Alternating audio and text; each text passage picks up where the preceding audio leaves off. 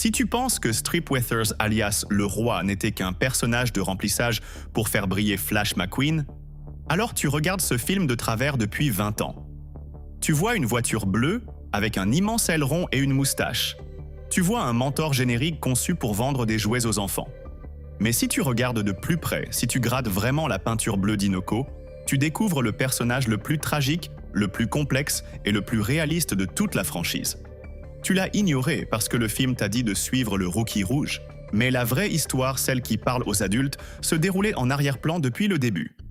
Bienvenue sur la chaîne, moi c'est Monsieur Benny. Aujourd'hui, on ne parle pas juste d'une voiture de dessin animé.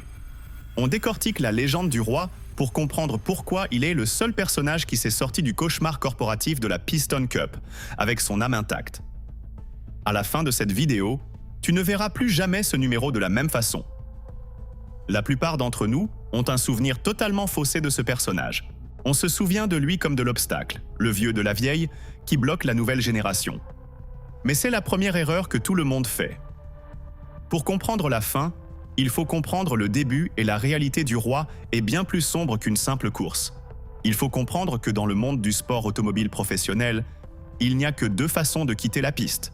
Soit tu prends ta retraite en légende, soit on te force à partir. On te pousse dehors avec quelque chose de plus jeune, de plus rapide et de moins cher. Le roi essayait de faire l'impossible, partir à ses propres conditions dans une industrie conçue pour te broyer et te cracher. Quand tu regardes la course d'ouverture du premier film aujourd'hui, en adulte, fais attention à la façon dont la caméra le traite. Il ne se bat pas pour attirer l'attention. Il n'est pas avide de caméra, comme Chick Hicks. Il n'est pas arrogant, comme McQueen. Il est épuisé. Il y a un poids particulier dans ses suspensions, une lourdeur dans ses régimes moteurs que les animateurs ont mis là intentionnellement. C'est un détail subtil qui passe au-dessus de la tête d'un enfant, mais qui te percute de plein fouet quand tu es adulte. Tu regardes un champion qui sait que son heure est passée, qui essaie désespérément de garder sa dignité pour un dernier tour. Ce qui nous amène à l'origine réelle qui explique tout son comportement. Le roi n'est pas un design aléatoire. C'est un clone animé direct de la Plymouth Superbird pilotée par Richard Petty. Et ça, c'est du contexte capital. La Superbird était un monstre d'ingénierie. Une voiture tellement aérodynamique, tellement rapide, que la NASCAR a dû changer ses règles pour la bannir, parce qu'elle était injuste pour la concurrence. C'était une machine construite pour dominer. Quand tu traduis cette histoire dans le personnage de Strip Withers, le sous-texte change complètement. Ce n'est pas juste un bon pilote. C'est une arme biologique sur roue qui est lentement devenue obsolète.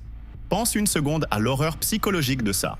Tu as passé toute ta jeunesse à être le summum aérodynamique de ton espèce. La voiture que tout le monde craignait pour te réveiller un jour et réaliser que le monde est passé aux moteurs V8 et aux carrosseries composites qui n'ont plus besoin d'ailerons géants pour rester sur le sol.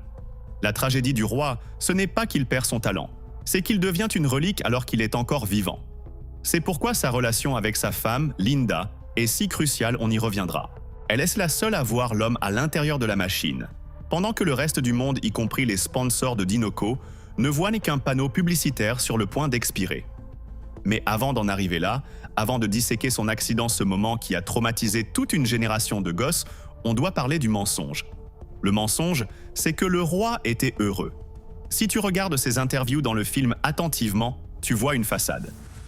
Il sourit pour les caméras, il dit les bonnes répliques sur le travail d'équipe. Mais regarde ses yeux. Il est entouré de requins en costard. Il porte le poids d'une entreprise entière sur son toit. Il sait que, s'il perd cette dernière course, son héritage ne sera pas juste terminé, il sera effacé par le prochain truc brillant qui passera. Ça génère un niveau de pression qui écraserait n'importe qui. C'est là que le contraste devient saisissant. D'un côté, McQueen qui pense que gagner la Piston Cup, c'est le sens de la vie. De l'autre, le roi qui sait que la Piston Cup est une cage dorée. McQueen veut entrer. Le roi veut désespérément sortir. Et cette dynamique met en place le conflit le plus important du film qui n'a rien à voir avec la course et tout à voir avec la survie. Tu crois savoir ce qui se passe ensuite. Tu penses qu'il court, qu'il crache, qu'il se fait pousser jusqu'à la ligne. Mais c'est la lecture en surface. Ce qui se passe vraiment sur cette piste, c'est le démantèlement systématique d'un héros.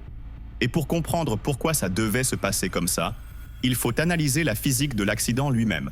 Ce n'était pas juste un accident. C'était un message du nouveau monde à l'ancien. Parlons du son du métal qui se déchire sur l'asphalte. Quand tu regardes cette dernière course enfant, tu vois un méchant pousser un gentil.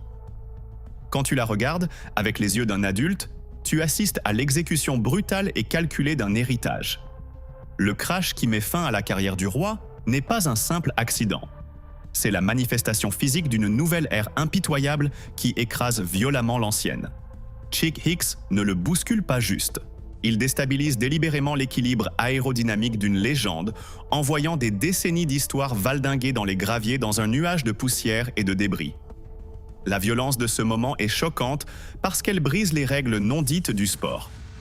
Jusqu'à cette seconde, la course, c'était la vitesse et le talent. En un seul geste, ça devient une question de survie et d'agressivité. Tu vois le châssis bleu de la Superbird se déformer. L'aileron qui définissait sa silhouette se brisait sous la pression des tonneaux. C'est un démantèlement viscéral et douloureux d'une dignité. La caméra s'attarde sur l'épave pas pour te faire peur, mais pour te forcer à confronter la fragilité de la grandeur. Un instant, tu es l'idole de millions de fans. L'instant d'après, tu n'es plus qu'un tas de ferraille qui attend la dépanneuse. Ce qui nous amène à l'entité que tout le monde ignore, mais qui tire vraiment toutes les ficelles, Dinoco. On voit l'hélicoptère bleu et le sponsoring doré comme le Graal ultime. McQueen le chasse comme un chien affamé.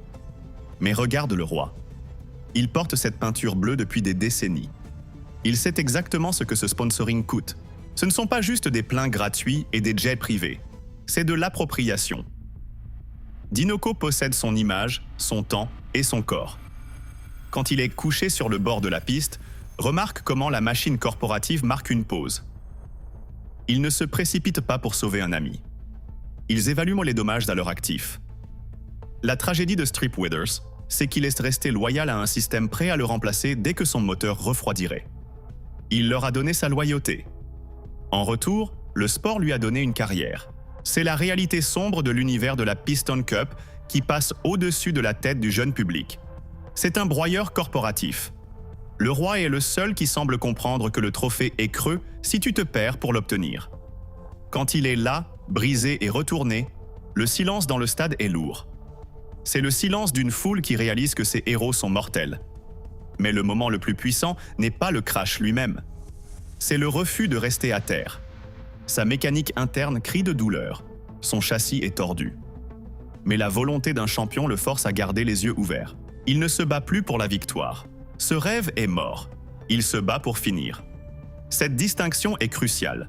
Les jeunes rookies courent pour la gloire et les contrats. Le vieux vétéran court pour la clôture, pour l'achèvement. Il comprend que s'il ne franchit pas cette ligne, même remorqué, tout ce qu'il a construit en 40 ans disparaît dans la catégorie des échecs. Il doit finir pour prouver qu'il a existé, que sa vie a eu un sens. Au fur et à mesure qu'on approche du dernier tour, il faut analyser le basculement psychologique des autres pilotes. Ils regardent un titan tomber, et pour la première fois, les œillères tombent. Ils voient leur propre futur dans cette épave. C'est le moment où le film cesse d'être une histoire de voiture et commence à parler de mortalité. La prise de conscience frappe McQueen, non pas parce qu'il est déjà une bonne personne, mais parce qu'il voit le spectre de son propre futur lui renvoyer son regard depuis la fumée. Mais il y a une couche plus profonde ici, un pacte silencieux entre les pilotes que les caméras ne captent pas. Pour comprendre pourquoi McQueen s'arrête, il faut comprendre ce que le roi représente pour lui. Ce n'est pas juste un vieux rival, c'est son miroir. Et ce qui se passe ensuite crée un lien qui va au-delà de la piste, un moment de respect qui détruit le scénario corporate que Dinoco avait écrit pour la finale. Regardons maintenant l'homme qui a effectivement gagné la course. Chick Hicks franchit la ligne d'arrivée. Il reçoit le drapeau à damier. Il obtient le titre. Mais regarde la réaction. Pas d'applaudissements, pas d'admiration. Le stade est horrifié. C'est la leçon la plus importante que le film nous enseigne sur la différence entre succès et signification. Chick Hicks a atteint son objectif. Il est devenu champion. Mais ce faisant, en démolissant le vieux maître, il a instantanément transformé sa victoire en quelque chose qui ne vaut rien. Il tient le trophée, mais il est couvert de honte. Les confettis tombent sur lui, mais ils ressemblent à de la cendre. Il est le roi d'un cimetière et il le sait. Maintenant, ramène ton regard sur la piste. McQueen est à quelques centimètres de la ligne d'arrivée. Il est à quelques centimètres du sponsoring d'Inoco, des hélicoptères privés, de la gloire qu'il poursuit depuis la première scène. Et il pile. Ce crissement de pneus qui brûlent sur l'asphalte, c'est le son d'une conscience qui se réveille enfin. C'est le son d'un personnage qui réalise que le prix qu'il voulait est en réalité un poison. Il s'arrête. Il regarde le Jumbotron. Il voit le châssis bleu brisé du roi qui se débat, cassé, humilié. Et à ce moment-là, McQueen comprend. Il réalise que s'il franchit cette ligne maintenant, il devient Chick Hicks. Que gagner de cette façon, c'est une défaite spirituelle. Alors il fait marche arrière. C'est le moment qui définit toute la franchise. Il abandonne la Piston Cup pour aller récupérer l'homme qui lui a pavé la route. Quand il se rapproche du roi, il ne demande pas la permission. Il ne fait pas de discours. Il aligne simplement doucement son pare-choc sur l'arrière démoli de la Superbird. Le roi, confus et souffrant, essaie de protester. Il croit que c'est terminé. Mais McQueen lui dit une chose qui change tout. La course n'est pas finie tant qu'il n'a pas terminé. Ce n'est pas de la charité. C'est du respect. C'est la nouvelle génération qui reconnaît qu'elle se tient sur les épaules des géants qui l'ont précédée. Pendant qu'ils avancent, écoute la foule. Les sifflets contre Chick Hicks se transforment en un grondement sourd, puis en un rugissement. Mais ce n'est pas un rugissement pour la vitesse. C'est un rugissement pour l'honneur. McQueen le pousse pas vite, mais régulièrement. Il devient le moteur que le roi n'a plus. Cette métaphore visuelle est parfaite. Le rookie porte littéralement l'héritage du vétéran jusqu'à la ligne d'arrivée. C'est un passage de flambeau, mais il est fait avec une telle tendresse physique que tu oublies que ce sont des engins de 2 tonnes. Ils franchissent la ligne ensemble. Le roi termine sa dernière course non pas comme un raté, mais comme une légende escortée jusqu'à la maison. Et McQueen, il perd la coupe. Il perd le sponsoring.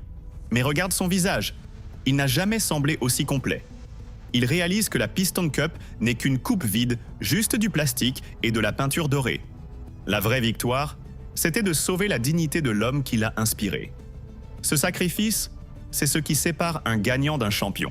Chick Hicks a le record. McQueen a le respect. Et le roi? Il prend sa retraite la tête haute, sachant qu'il n'a pas juste appris à McQueen à courir. Il lui a appris à être un homme. Mais l'histoire ne s'arrête pas sur la piste. Le vrai dénouement se passe dans les stands. Tex, le propriétaire de Dinoco, s'approche de McQueen avec une offre. En surface, ça ressemble à une récompense pour son fair-play. Un gentil vieux monsieur qui récompense une bonne action. Mais si tu es un peu cynique, si tu comprends comment fonctionne cette industrie, tu vois quelque chose de bien plus froid. Tex ne cherche pas juste un pilote. Il cherche un ambassadeur de marque qui ne va pas faire plonger le cours de l'action.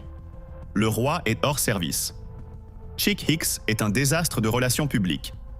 Donc McQueen est le seul actif encore viable. C'est le carrefour.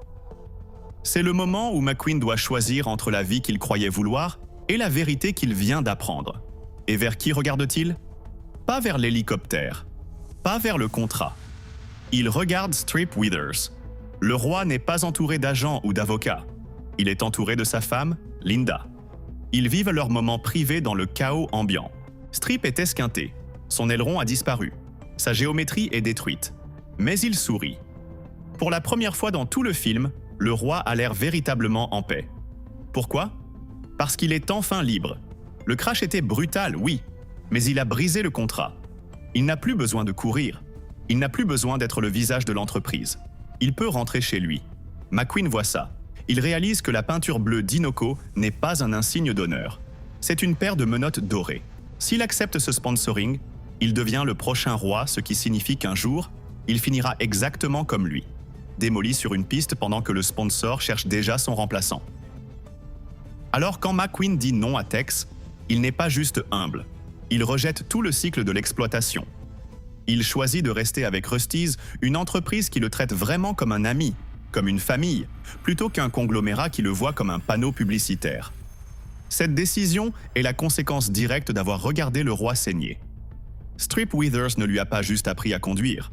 Il lui a appris que le coup d'être numéro 1, c'est ton humanité. Pense à l'ironie. Le roi passe des décennies à être le soldat corporatif parfait. Et sa récompense, c'est un châssis fracassé. McQueen passe une semaine dans une ville poussiéreuse avec un juge et une dépanneuse. Il apprend plus sur la dignité que Strip Withers n'a jamais eu le droit de l'exprimer en 40 ans de course professionnelle. Mais voilà la partie magnifique. Le roi n'est pas amer. Quand McQueen décline l'offre, regarde le visage de Strip. Il y a un hochement de tête. À peine visible, mais il est là. C'est le hochement de tête d'un prisonnier qui regarde quelqu'un d'autre s'échapper de la cellule dans laquelle il a été enfermé. Il sait ce que McQueen refuse. Et il sait que c'est le bon choix. Ça recontextualise le roi non plus comme une victime passive, mais comme un gardien silencieux. Il a encaissé les coups, il a supporté la pression.